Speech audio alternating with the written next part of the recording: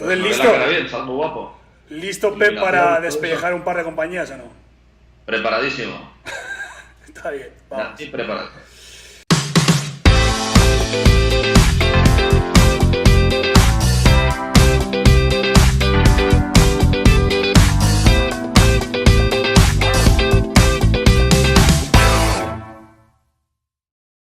Muy bien, pues muy buenas a todos. Otro día más en Startup Confidencial. Mi nombre es Ernesto García y aquí estoy, como siempre, con mi amigo Pep Pascual. ¿Qué tal, Pep? Muy buenos días. Muy bien. Muy bien. Muchas gracias por tenerme otra vez aquí. Encantadísimo. Buenas tardes para nosotros, que estamos aquí en horario LATAM. Son como las 4 o 5 de la tarde. A ver si lo hacemos antes de que nos caiga el sol, que siempre nos pasamos de hora. Sí, sí. Tenemos Bueno. verborrea. Estupendo. Ok. La idea hoy vamos a hablar de las 10 empresas que cerraron en el 2017, lo que va de 2017, con mayor financiación. Es decir, las que más dinero levantaron, más dinero recibieron de financiación y han cerrado en 2017. Vamos a utilizar de referencia un artículo de TechCrunch que luego colocaré en la descripción para que puedan verlo, para que podáis verlo todos, donde se ven un poquito todas estas empresas, ¿no? De algunas ya hemos hablado, de hecho. Es más, vamos a empezar poniéndonos una pequeña medallita, Pep, porque en el anterior capítulo que hicimos hablamos principalmente de Uber y hablamos de Juicero también. Entonces, ahora que ha pasado el tiempo, nos han dado un poco la razón en el análisis que hacíamos de estos temas. En Uber hablábamos de a veces la necesidad que hay de que los líderes de las compañías, aunque sean los fundadores de las mismas, cambien cuando llegas a cierta etapa.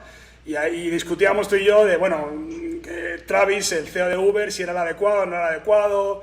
Yo me mojaba y decía que si fuera inversor la despediría. Tú dirías que dijiste, ¿qué dijiste exactamente? Yo dije que había que darle un escarmiento, pero necesitas ese tipo de CEOs. Efectivamente. Bueno, el caso es que veníamos a insinuar que quizás no era el apropiado y lo que ha pasado ha sido pues eso mismo, que la junta de dirección, los inversores, pues le han forzado a salir y ha tenido que dimitir y ahora acaba de entrar un nuevo CEO en la compañía, veremos qué tal va. Y otra cosa que hablamos también fue Juicero, ¿no? Que nos hizo una compañía que no sé si decir que nos hacía un poco gracia, pero que la comentábamos como un ejemplo o un mal ejemplo de compañías con productos elitistas que salen de San Francisco. Y ahí sí nos mojamos los dos. Por ahí te tengo grabado diciendo que eso se iba al carajo. Y efectivamente sí, se ha ido al carajo. Yo no esperaba que fuera tan rápido, pero ha sido cuestión de meses, ¿no? Sí, ha sido creo que 3 meses desde que lo dijimos. Efectivamente, 3 meses y ya está. Se acabó Juicero. Han declarado bancarrota y poco más. Al final, pues mira, Juicero, vamos a cerrar con Juicero, que es uno de estos 10 grandes proyectos que han cerrado este año con tremenda financiación. Es el último de todos, así que bueno, volvemos a hacer la bromita al final, pero lo dijimos, sí. Nos ponemos la medallita, ¿no? Sí, es muy bueno ser auspiciador de malos agüeros como nosotros. Hay que decir que es más fácil acertar de mal para malas que para buenas, ¿no? Porque cierran muchas, tampoco hay que ponernos en plan gurús, porque es cierto, pero esta se veía venir y ahí es la pregunta que nos vamos a hacer a lo largo de todo este vídeo, que es, hay ciertos proyectos que el sentido común dicen que son tan poco lógicos que a veces te preguntas cómo pueden recibir esas rondas de financiación tan locas de inversores. A veces te preguntas si es que no hay otros proyectos para invertir, como en este caso, y bueno, pues al final, después de cientos de millones de dólares invertidos, pues toca cerrar, ¿no? Sí, toca cerrar, pero como tú bien dices, o sea, ¿por qué les dan tanta financiación? Y al final, un poco, lo que vemos aquí es que todos provienen del mismo círculo geográfico. Eso claro, también hay que analizarlo. Ese es el tema, un poco la reflexión, y ahora entramos ya con todos estos 10 casos, ¿no? de estos 10 cierres tan grandes, con empresas con tanta financiación. Yo creo que esto suena un poco mal, pero yo creo que el tema del venture capital y de la financiación en Silicon Valley no funciona, o sea, no es un mercado perfecto ni mucho menos. Todo el mundo va allí, hay unos cuantos VCs, entonces al final lo que ocurre es que hay muchísimas empresas que se quedan sin financiación porque todas quieren ir a lo mismo y sin embargo por H o por B hay otro tipo de fundadores o de empresas que parece ser que tienen la clave, tienen la fórmula y acceden a este tipo de rondas, porque efectivamente la pregunta es ¿por qué dan 100 millones a una empresa como Juicero y luego hay tantas y tantas otras empresas que casi tienen tanta dificultad de acceder a capitales, ¿no? Sí. No parece un mercado 100% eficiente, pero bueno, y es normal cuando tú tienes todas las empresas, casi todas las empresas del mundo, o es una exageración de concentración de empresas en una ciudad o en una zona, pues es normal que el mercado al final no sea tan eficiente, ¿no? Efectivamente. Mi opinión. Bueno, empezamos y ya vamos hablando sobre la marcha. Lo que vamos a hacer es vamos a ir rápido. La idea no es tampoco cebarnos con cada empresa y decir, sino dar una pequeña visión de estas 10 empresas que cerraron en el 2017 y que eran auténticos monstruos en términos de valoración. Y si podemos en algunas, pues hablar de por qué cerraron, ¿no? ¿Listo, Pepe? ¿Empezamos? Listísimo. Vamos allá. Entonces, vamos a empezar. Yo empiezo con la primera. La primera es una empresa que se llama Beepi, B-E-P-I, y era una empresa que levantó 150 millones de dólares, cerró en febrero de 2017. La empresa lo que hacía era una empresa que trataba de mejorar la eficiencia de la venta de coches de segunda mano. Concretamente, creaba una especie de mercado donde los usuarios, los vendedores de los coches, lo ponían, lo listaban y ellos se encargaban de hacer todo el proceso de validación, fotografías, incluso enseñaban el coche con ciertos paquetes, si no recuerdo mal. El modelo, este es un caso donde el modelo parece eficiente, donde sí ganaban dinero, donde había buenas transacciones y todo parecía apuntar a que la empresa tenía sentido. ¿Por qué cierra? Pues yo creo que este es el clásico ejemplo de una empresa que no mide bien los flujos de caja. O sea, una empresa que el concepto, el modelo de negocio tiene sentido, sin embargo, no ganas todo el dinero que esperas ganar, que esto siempre pasa, ¿no? Porque cuando tú levantas rondas de financiación, pues cuentas y dices, pues vamos a ganar tanto dinero y al final no es tanto, pero los inversores tienen unas ciertas expectativas de valoración que van asociadas con esos ingresos y te obligan, te fuerzan a ir a todo trapo, ¿no? A acelerar la máquina. Entonces, esta empresa estaba quemando, desde el burn rate mensual era de 7 millones de dólares, ¿no? Que es una barbaridad. Entonces, ¿qué ocurrió? Que hubo un momento que se vieron obligados a cerrar. Y esto pasa con muchos de estos tipos de compañías a veces. Tienes un buen modelo de negocio, no tiene pinta de que vaya, de que sea una mala empresa, sino que puede tener futuro, pero tú mismo te has puesto unos listones que no puedes cumplir. Tienes una plantilla desbordada, gastas muchísimo dinero y cuando te quedas sin él, te das cuenta de que nadie más te presta, porque no eres el unicornio que parecía y te has quemado todo el dinero muy rápido y de repente pues no te queda más que cerrar. De esas, este es un error o una de las causas más comunes de cierre en este tipo de empresas con tanta financiación. Quedarte sin dinero, sin más, ¿verdad? Bueno, es que a 7 millones el burn rate mensual me parece una barbaridad. ¿En qué gastas? A mí me encantaría ver los financials de esta empresa porque tiene que ser divertidísimo ver en qué está distribuido esos 7 millones de dólares mensuales. Pues ya sabes, muchísimo gasto de empleados, seguramente bastante marketing. O sea, hay muchas empresas que entran en ese juego. Bueno, Uber, que no está en este listado, obviamente, pero Uber famosamente, una de las cosas por lo que es famoso es porque gasta, iba a decir $1 billón, pero me han echado la bronca en muchísimos comentarios por usar la palabra billón hablando en español, porque bueno, en español el billón son el trillón americano, es decir, el billón en español son 1 millón de millones, pero yo lo uso mucho porque el billón americano son los 1.000 millones, pero bueno, de acuerdo que léxicamente no es correcto, usaremos 1.000 millones. Bueno, Uber gasta 1.000 millones de dólares, 1.000 millones de dólares o más al año. Sí. O sea, ese es su burn rate. Lo que pasa es que es un negocio tan rentable que hoy por hoy hay gente que está dispuesta a financiarlo. Pero otras empresas con muchísimo menos, como esta, que estaba en torno a los 100 millones al año, pues no hay nadie dispuesto a financiarlo, que es lógico, ¿no? Por otro lado. Sí. En fin. Bueno, pasamos a la segunda, Pepe. Segundo, el Home Hero. A mí me parece una muy buena idea, muy buen mercado que atacar por lo que hacen, ¿no? Ellos lo que están haciendo es un marketplace donde tú puedes fácilmente agendar un asistente para un familiar, ¿no? Esto es el home care, el poder asistir a familiares dentro de las propias casas y viviendas de la gente. Ellos no levantaron tanto dinero como los anteriores, ellos levantaron unos 23 millones de dólares, Está mal. pero efectivamente tuvieron tuvieron la mala fortuna de entrar en el juego de las regulaciones gubernamentales.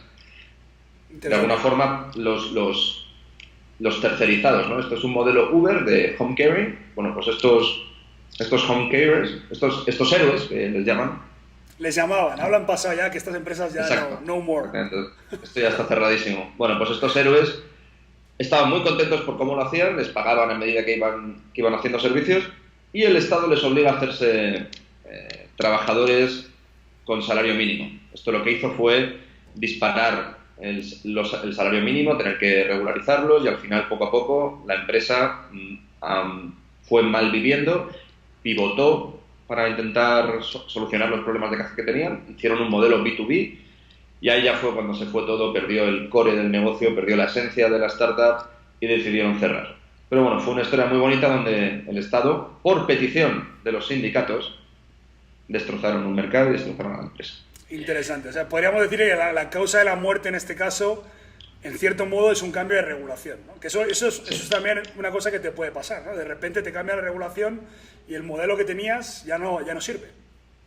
Claro, pero el problema es que ellos estaban demostrando que su modelo era totalmente escalable y que era muchísimo más eficiente que la alternativa actual. O sea, fue una regulación que se hizo en base al modelo anterior, al modelo de agencias, de subcontratas. Ellos se metieron justamente en este momento, escalaron, fue muy viral su crecimiento y el Estado les obligó a regularizarse como todo el mercado y esto fue lo que les mató. Bueno, pues eso es una causa, yo diría común, ¿no? De repente te cambia la regulación y tu modelo ya no vale. De todas maneras es interesante, ese caso ha afectado a muchísimas compañías, a Uber entre ellas y a muchas otras que han muerto precisamente por eso. El tema de muchas de las empresas que hoy en día funcionan usan un modelo de autónomos o no me sale ahora mismo la palabra en inglés, pero independientes, freelance. Sí, al final lo que ocurre es que tú no contratas a nadie, entonces todos tus empleados son autónomos y ellos trabajan por su propia cuenta. Es un modelo súper interesante, sobre todo para escalar, porque tú lo que haces es, le permites a la gente trabajar, si la cosa va bien, si necesitas más gente, y vas, digamos, creciendo sin ningún tipo de restricción económica, no tienes que contratar, y además obligas, lo cual no está mal, a la persona a que sea autosuficiente, ¿no?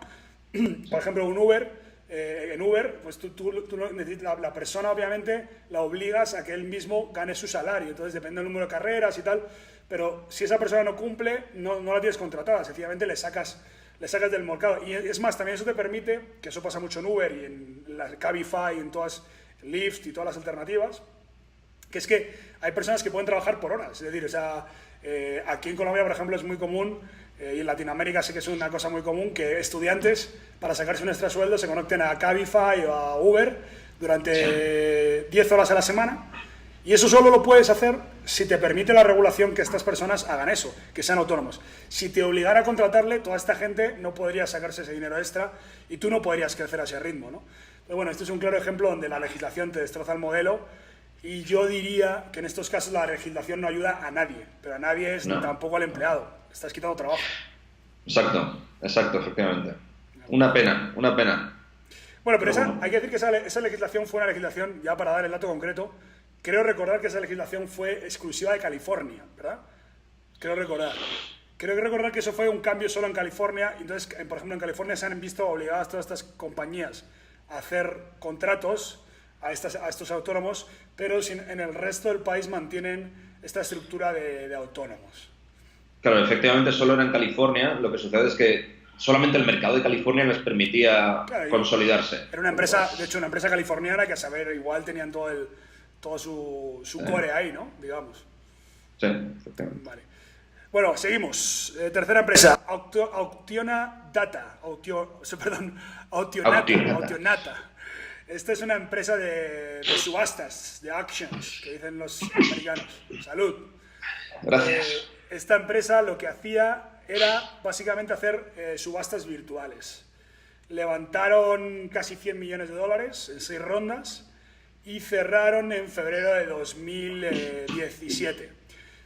Tampoco mucho hay que decir aquí, a mí me huele este caso al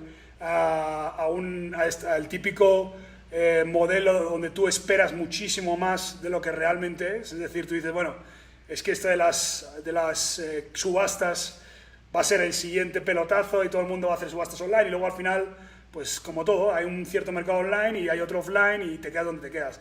Aquí también dan el dato de que estaban, que esto a veces ocurre también, estaban antes de su tiempo, hablaban de problemas de conexión y demás. Obviamente este tipo de modelos necesitan conexiones muy buenas porque tú tienes que ver en directo un vídeo y poder participar y demás. Bueno, entonces esta empresa quizás apuntan que estaba antes de su tiempo. Yo creo que es más, probablemente sea el típico caso de un mercado sobrevalorado y una financiación exagerada para un mercado que no era tan grande como el de las subastas online. Totalmente, totalmente. Aquí lo que comentan en el artículo es que lo destroza lo que has dicho, ¿no? La disponibilidad tecnológica, el streaming, en fin. Una pena también. Oye, a mí la idea me gusta, honestamente. No, sí, la idea es interesante, o sea, poder participar en subastas online, sí, pero como siempre, ¿cuál es el modelo de negocio? ¿Cuánta gente está interesada? ¿Qué porcentaje te puedes llevar por ayudar a esa subasta online? Bueno, un poco entender el modelo, ¿no? El caso es que descanse en paz también. Sí. Siguiente. Ya. Siguiente. A mí esta me encanta por la razón, ¿no? Por la que desaparece. Voy a ver si lo pronuncio bien. Quixi o Quixi, no lo sé. Se escribe Quixi. Ok, ahora esta gente levantó la no menor 164, casi 165 millones de dólares en 4 rondas. Y básicamente era una aplicación, ¿no? Era un enriquecedor del buscador interno del celular, del dispositivo. Un enriquecedor del buscador interno del celular. A ver, ahora inténtalo otra vez que te entendamos en cristiano. Venga, en castellano. Bueno, básicamente es una compañía de búsqueda dentro del celular. O sea, cuando tú buscas algo dentro de tu dispositivo, pues te salen diferentes opciones, ¿no? Esto te ayuda, te da una mejor experiencia en esa búsqueda. O sea, podríamos decir que esto cae dentro de esta categoría que también es como un poco el dorado de herramientas de discovery, ¿no? De discovery de apps en este caso, ¿no?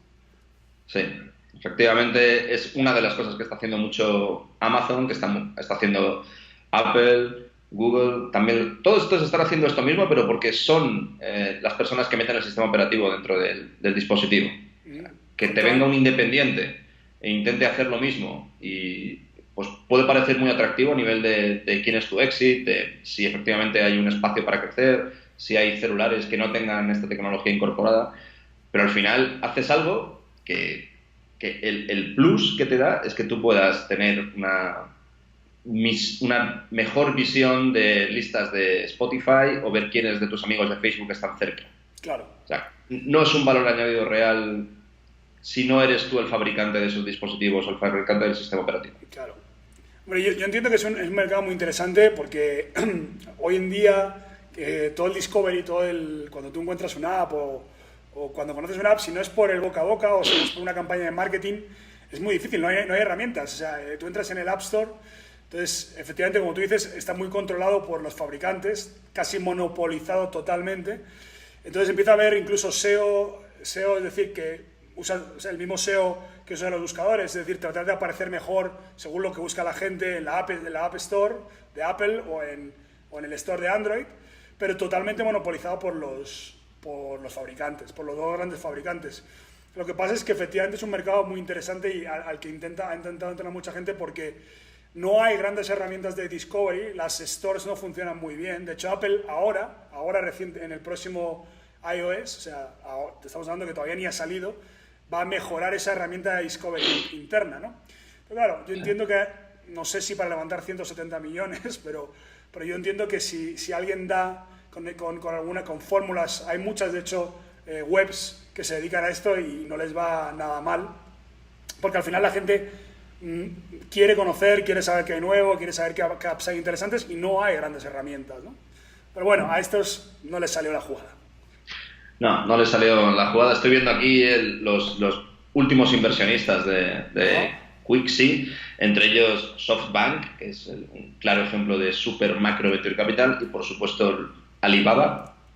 Bueno, pues ya saben dónde puede estar su inversión. Bueno, SoftBank, un día vamos a hablar de SoftBank, porque sí, es muy SoftBank es de traca. O sea, SoftBank, para que no conozcas, un fondo que para invertir en tecnológicas, pero es un fondo que tiene tanto dinero para invertir. Y cuando digo tanto, no recuerdo la cifra, pero sé que es... de 3.000 billones, creo. ¿Cuánto?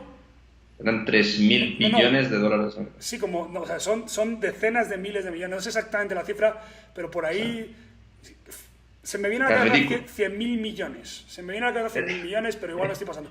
No, pero de hecho recientemente, y aquí estamos saliéndonos totalmente, han hecho una inversión que no es tecnológica, pero la han vendido como tecnológica. Han invertido en WeWork. WeWork es la mega cadena de coworks cool, y han invertido más de 1.000 millones. Lo que pasa es que, claro, es una inversión, yo digo, inmobiliaria, ¿no? Más que tecnológica. Sí, total. Pero bueno. 93 billones es el último fondo. Bueno, no estaba yo tan mal. Yo decía 100.000 millones, pues esos son 93.000 millones de dólares. O sea, ¿cómo puedes manejar un fondo de 93.000 millones de dólares que invierte en startups? Bueno, ridículo. Bueno, muy interesante, muy interesante. Vamos a hablar con ellos, a ver si invierten en algo. Vamos a pasar un par de días. En fin, nos vamos a la quinta. Esta es de las que más me gusta este ranking. Es de estas apps que yo sé que no tiene mérito, pero que se veía, o sea, desde que salió yo sabía que este app iba a cerrar. Que sé que suena muy feo, pero es que no le vi ningún sentido en ningún momento. Se llama JigJag. JigJag fue el ojito derecho de Silicon Valley durante mucho tiempo. ¿Por qué? Por lo de siempre, por el crecimiento. Muchas de estas apps que tú te preguntas, ¿cómo puede ser que levanten tanto dinero estas apps? O sea, ¿cómo puede ser? Bueno, pues en muchos casos la razón es crecimiento. Crecimiento y lo que llaman engagement. Lo que pasa es que el crecimiento y el engagement a veces es muy, ¿cómo llamarlo? Va y viene, ¿no? O sea, de repente hay una app con un crecimiento exponencial durante un par de meses y luego la gente se aburre y la deja. O durante 6 meses a veces. O a veces el engagement con ciertas apps que tienen mucho seguimiento y mucho interés por meses de ciertas personas y se pierde como vino, ¿no? Y a veces huele, o sea, ya desarrollas un olfato para saber cuáles son estas, ¿no? O sea, o a mí me lo parece, ¿no? Cuando ya ves... ojo, no quiere decir que todas las apps que parecen una tontería, permíteme la palabra, sean una tontería. Hay algunas apps que parecen una tontería y sin embargo traen detrás un concepto o un modelo de negocio muy interesante. Voy a poner un ejemplo muy rápido, que son todas estas apps que salieron durante un tiempo de filtros y de ponerte un bigotito o de ponerte gafitas, que ahora las usan todos, ¿no? Esas apps, que por cierto en la serie buenísima que recomiendo, ¿no? Y que nosotros vemos, que es Silicon Valley, que no recuerdo por qué temporada va, pero es excelente, hacen una bromita con una empresa que se dedica precisamente a hacer filtros de bigotes y que levanta no sé cuánto mustache y que levanta no sé cuántos millones de dólares y que es como el ojito derecho de Silicon Valley. Parece una broma, pero estas empresas, o por lo menos las buenas que están detrás de esto, sabían lo que estaban haciendo. Sabían lo que estaban haciendo porque este tipo de filtros, este tipo de tonterías son lo que hacen que la gente publique más en estas nuevas redes sociales como son Snapchat o las stories de Instagram. Si tú no le pones un filtrito, si tú no le pones una tontería, la gente no se anima a publicar tan seguido, que es lo que tú quieres como empresa. Entonces, todas estas empresas que parecían una tontería, una empresa que te pone un bigote en 3D, pues eran una empresa que ha tenido todo el sentido del mundo y muchas de ellas, las grandes, 2 o 3 al menos, fueron adquiridas por Snapchat y Facebook por mucho dinero. Por mucho dinero. O sea que a veces parece una tontería, pero no es. Pero esta, y vuelvo a JigJag, sí era una tontería, como ha demostrado el tiempo. Al menos es mi opinión, ¿no? JigJag lo que hacía era una especie de chat anónimo sobre personas o sobre temáticas. O sea, básicamente tú lo que hacías era decir, por ejemplo, la profesora de mates es insoportable, entonces la gente empezaba a hablar de la profesora de mate de manera negativa. Pongo el ejemplo porque casi todos los temas eran negativos. Porque la gente utilizaba el anonimato no para ser bueno, como te puedes imaginar, sino para ser malo. Entonces se usaba mucho para criticar de manera anónima ciertas cosas o para criticar un restaurante o cosas así. Durante mucho tiempo tuvo un engagement tremendo, fue, como digo, el ojito derecho de Silicon Valley por crecimiento y por uso y por engagement. Y después de muchos intentos en pivotar el modelo, cuando se perdió interés, pues ya cerraron a principios de este 2017 y esta empresa había levantado casi 75 millones de dólares en 3 rondas, que no está mal, ¿no? No está nada mal. Han engañado a 9 inversores. 9 inversores, sí, bueno, cuanto más mejor, ¿no? 3 rondas, que son pocas para este tipo de proyectos, ¿no? Pero es normal, o sea, con todo el espacio de las redes sociales, especialmente Snapchat el último Claro, año y medio, claro, efectivamente. que Eso, yo que creo parezca un que... incumbente como Zigzag es atractivo.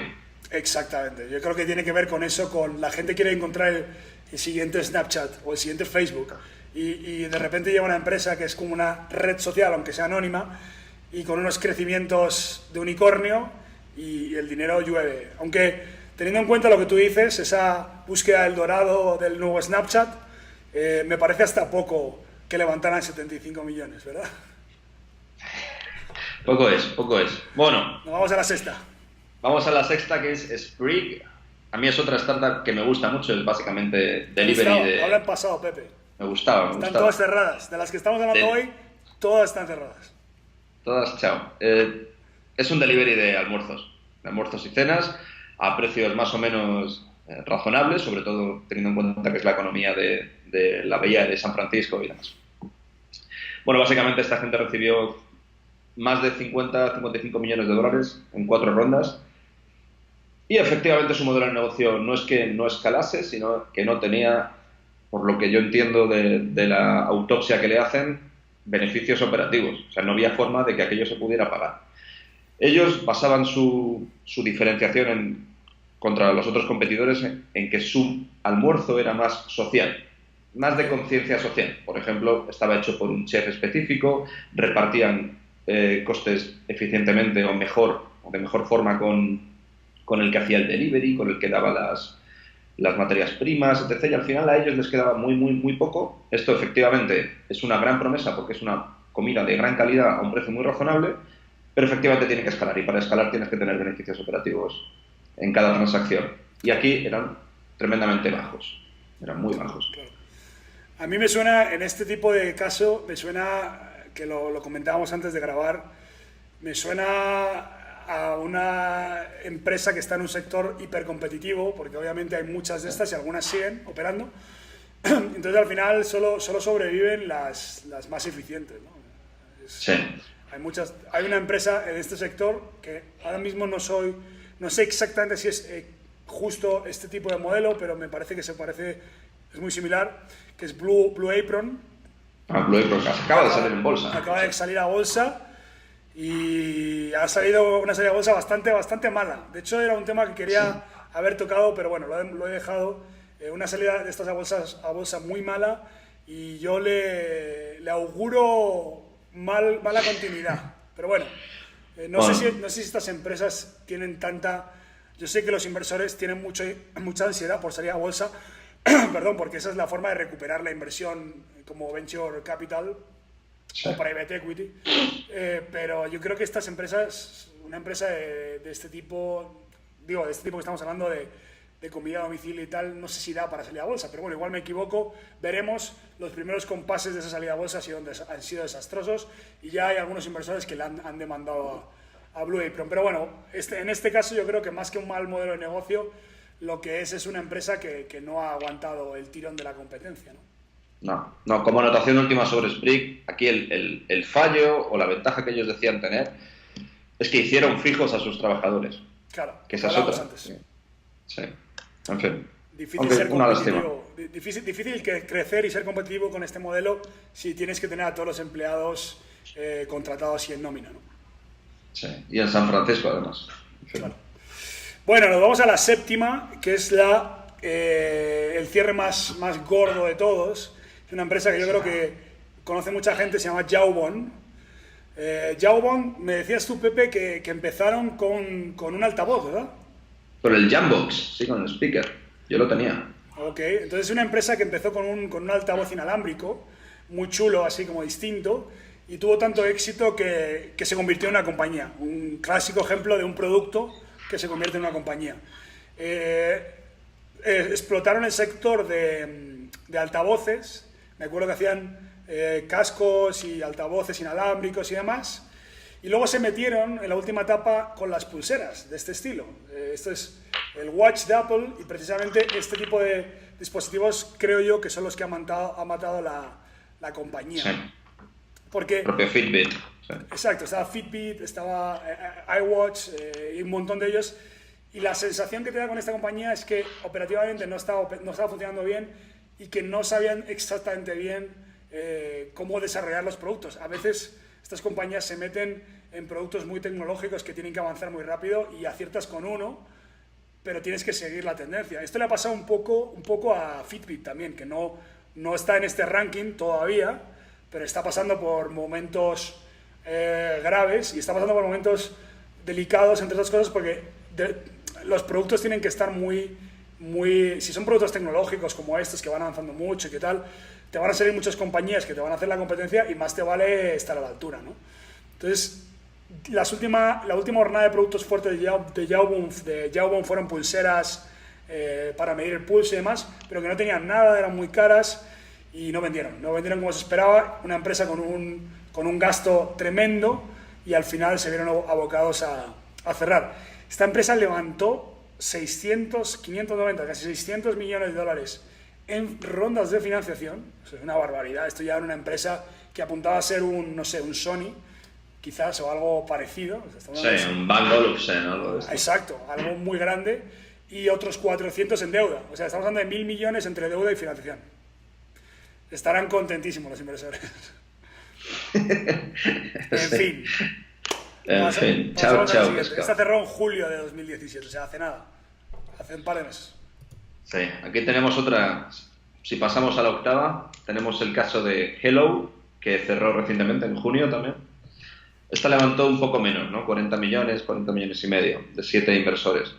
Bueno, pues Hello básicamente era un dispositivo que te medía, te traqueaba el sueño, te daba inteligencia de cómo estabas durmiendo y tenían un dispositivo que lo metías dentro de la almohada y eso es lo que hacía el conector, sabía cómo te movías dentro de la cama. Esta es la típica empresa de vamos a hacer un dispositivo increíble y no nos vamos a preocupar de que hay 40 apps, entre ellas una, la de Apple, que ya hace esto y que por qué alguien va a pagar $150 por tener lo mismo o algo muy parecido o similar que ya tiene Apple. Al final no consiguieron tener una buena atracción, no consiguieron despertar esos $150 de los usuarios que tuvieron que cerrar. Bueno, pues poco que decir aquí. A veces hay ciertas empresas con productos, pues eso, lo que hablábamos también antes, hay que ver cuál es tu sustituto. O sea, si tú tienes 1000 alternativas y es algo que la terminología que se suele usar en la industria, esto de la vitamina o la aspirina. ¿Sí? No, perdón, ¿cómo es? Sí, la aspirina y la vitamina, creo que es, bueno, no sé, me corregirán. Sí. Pero al final lo que quiere decir es que hay productos que son vitaminas, que está bien, que, bueno, lo puedes usar si no es muy caro y tal, y hay otros que son aspirinas que realmente te quitan un dolor de cabeza y tal. Entonces, cuando tienes un producto que, pues sí, seguro que hay mucha gente que estará pensando a ver si sale una para el sueño, pero muchos otros no, y hay 1000 alternativas. El otro día estuve viendo yo 10 apps de esos también en el store. Pues tienes que tener una propuesta de valor muy, muy buena o no vale. Efectivamente. Muy bien. Ahí se quedó. Muy bien, nos vamos a la penúltima, aunque la última ya no la conocemos bien, pero esta penúltima es una empresa que se llama Pearl, que levantó 50 millones de dólares. Y esta empresa lo que hacía el producto eran cámaras traseras para los coches. Entonces, de $500, eso sí. Entonces, bueno, pues esto es un poco parecido a la última que vamos a hablar, o sea, al famoso Juicero. Pues es que es un producto, o sea, $500 para ponerle la cámara trasera al coche cuando, primero, mucha gente no le interesa, y a la gente que le interesa viene con el coche, o de serie, o se lo puedes meter. Entonces, ¿cuál es el aliciente para una persona para comprar un producto de un tercero que vale $500 para ponerle la catch? Además, la tienes que instalar. No sé, o sea, para mí también otro típico producto que dices, no lo entiendo. Pero bueno, pues ahí está, levantaron 50 millones y cerró en junio de 2017. O sea, en junio de este año. ¿Qué, Pepe, tú comprarías una sin cámara? Palabras, o sea, yo no puedo decir nada de esta empresa porque me parece que en algún momento alguien tuvo que decir, mi auto ya tiene cámara trasera, que no entiendo. Pues yo no acabo de entender cuál sería el proceso de una persona que se compra un coche y luego, bueno, seguro que hay un mercado, pero desde luego ellos no lo consiguieron.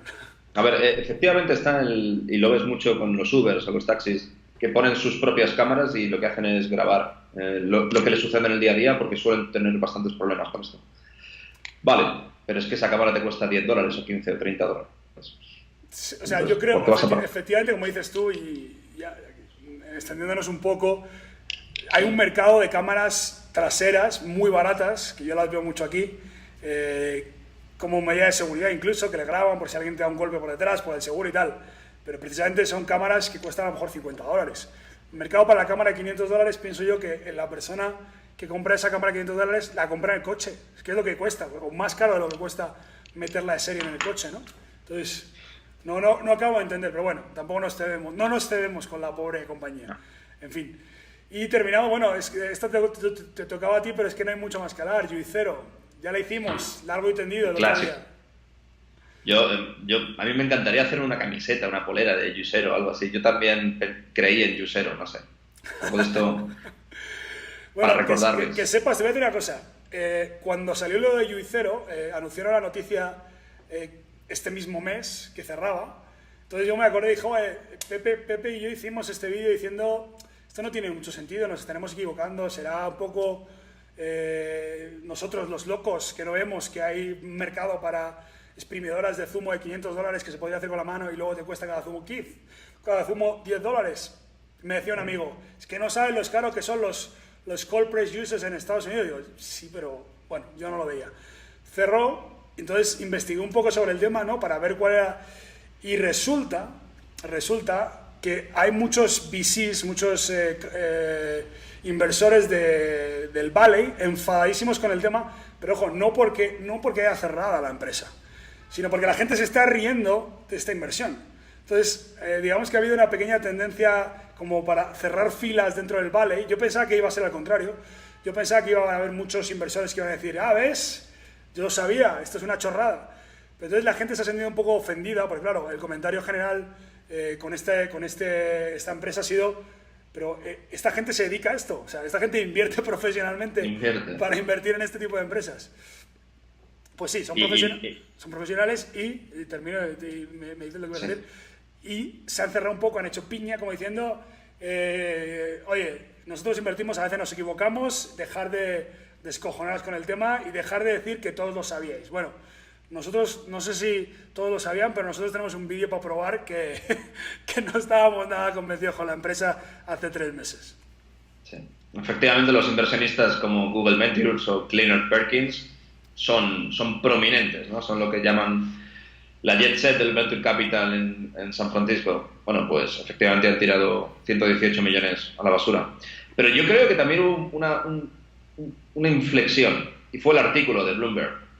Fue el artículo que sacaron donde se demostraba que tú podías exprimir el juicer con la mano, podías hacer, y eso fue el acabose. Podría ser. No tengo el dato de si las ventas cayeron a raíz de ese artículo.